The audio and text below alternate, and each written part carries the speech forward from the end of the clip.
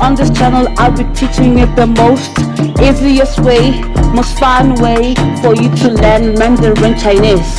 Yeah, now, let's start learning. Buckle up. Hello everyone.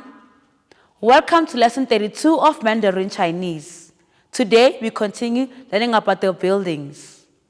A railway station is called 火车站.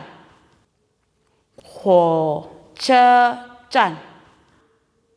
A fire station is called 消防局. 消防局. A mosque is called 清真寺. 清真寺.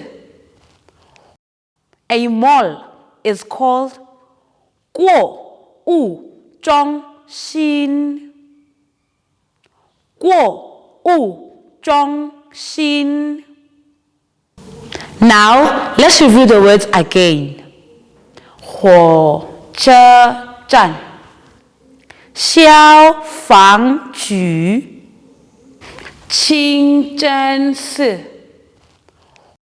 购物中心.